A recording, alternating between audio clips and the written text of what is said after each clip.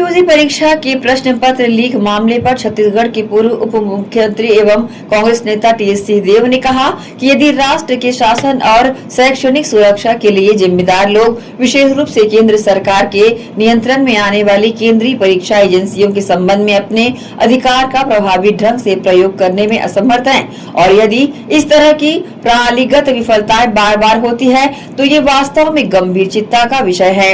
लाखों छात्र इस राष्ट्रीय परीक्षाओं में भाग लेते हैं, फिर भी हमें ऐसे उदाहरण देखने को मिल रहे हैं जहां प्रश्न पत्र लीक हो जाते हैं या परीक्षा पुस्तिकाओं में विसंगतियां पाई जाती है। परिणाम स्वरूप पुनर्परीक्षा और पारदर्शिता की मांगे बड़े पैमाने पर उठ भी रही है। यदि सरकार इस नई पीढ़ी के प्रति, जिसे हम अपने राष्ट्र का भविष्य मानते हैं, इस तरह का गैर जिम्मेदार रवैया अपनाए रखती है तो अंततः इसका उनकी मानसिकता और दृष्टिकोण पर क्या प्रभाव पड़ेगा। जिनके हाथ में देश की रक्षा सुरक्षा है वो इम्तिहान अगर नहीं करा पा रहे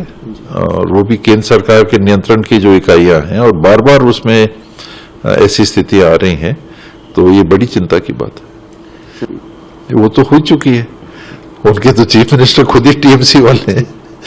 तो वो बात तो खोखली है। रही जहां तक ये पार्टी अदला बदली की बात, मैं इससे कभी सहमत नहीं हूं और मैं बल्कि मानता हूं कि ऐसे कानून बनने चाहिए कि एक बार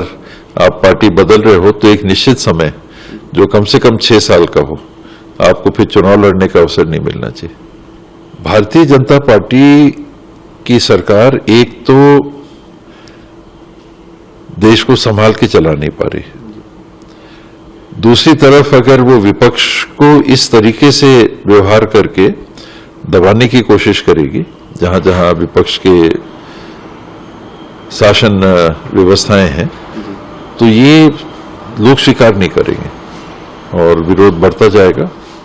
और अंततः स्थिति वही आएगी कि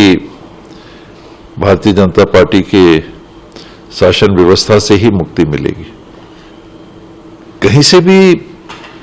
सामग्री खरीदने में कोई आपत्ति नहीं है, किस रेट में आप खरीद रहे हो, पहले किस रेट में सौदा हुआ था, उस पर आपत्तियां उठती हैं। अगर सेना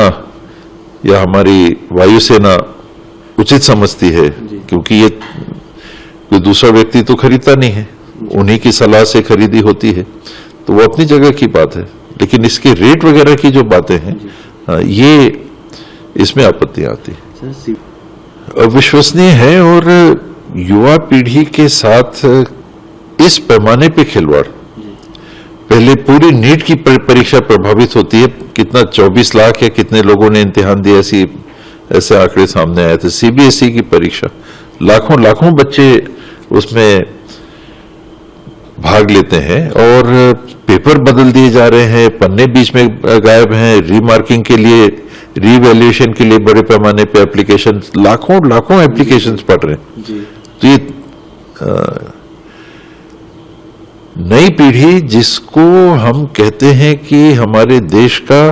भविष्य है, उनके प्रति अगर सरकार का रवैया ऐसा गैर जिम्मेदाराना रहेगा तो उनकी सोच पे क्या प्रभाव पड़ेगा।